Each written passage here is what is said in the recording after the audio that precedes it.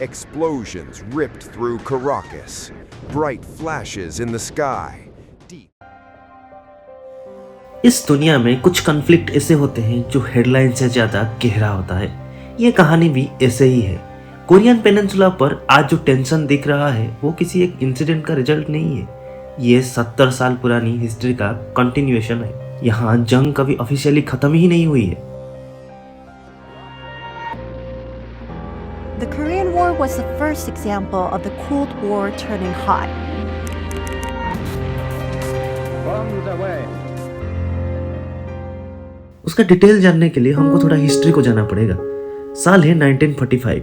World war खत्म होता है। जापान की हार के बाद कोरियन आजाद होता है, लेकिन आजादी के साथ एक प्रॉब्लम आती है, power vacuum. Global powers Korea को टेम्पररी तौर पे दो हिस्सों में बांट देते हैं, नॉर्थ और साउथ। सोचा गया यह सिर्फ एक शॉर्ट टर्म अरेंजमेंट होगा, पर कोल्ड वॉर की पॉलिटिक्स ने इस टेम्पररी लाइन को परमानेंट बना दिया और उसके बाद 1998 में ये पॉलिटिकल टेंशन एक फुल स्केल जंग में बदल जाता है। नॉर्थ कोरिया साउथ कोरिया पर हमला करता है। साउथ कोरिया का सपोर्ट में यूनाइटेड स्टेट और नॉर्थ कोरिया की सपोर्ट में चाइना इन्वॉल्व करता है। 3 साल तक ये लड़ाई चलता रहता है। शहर तबाह हो जाता है। मिलियंस लोग या तो फिर मर जाते हैं या तो फिर डिस्प्लेस्ड हो जाते हैं। उसके बाद 1953 में फाइटिंग रुक जाती है। एक आर्मिस्टाइज साइन होता है, लेकिन पीस ट्रीटी कभी साइन नहीं होती। उसके बाद इस कॉन्फ्लिक्ट को दुनिया कोरियन वॉर के नाम पे जाना जाता है। जंग के बाद दोनों कंट्रीज के बीच में एक जोन बनाया जाता है। उसका नाम दिया जाता है DMZ। उसका मीनिंग होता है डीमिलिटराइज जोन, पर रियलिटी में यह दुनिया का सबसे हेवीली गार्डेड बॉर्डर है।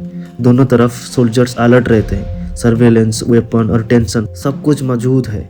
DMZ शांति का सिंबल नहीं है, ये एक रिमाइंडर है कि जंग सिर्फ रुकी हुई है, खत्म नहीं। टाइम के साथ दोनों साइड बिल्कुल अलग रास्ते में चल पड़ती है।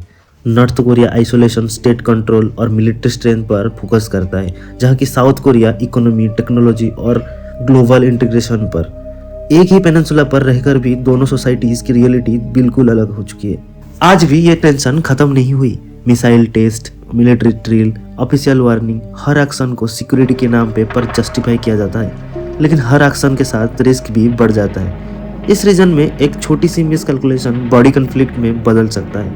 यूनाइटेड स्टेट का रोल यहाँ साउथ कोरिया की सिक्योरिटी, रीजनल बैलेंस और ग्लोबल स्टेबिलिटी, ये एनवायरनमेंट का प्राइमरी रीजन बताया जाता है। पर मिलिट्री प्रेजेंस चाहे डिफेंसिव हो, सिचुएशन को हमेशा फ्रजाइल बना सकती है। कोरियन पेनिनसुला पर शांति का मतलब कभी भी जंग का खत्म होना नहीं रहा।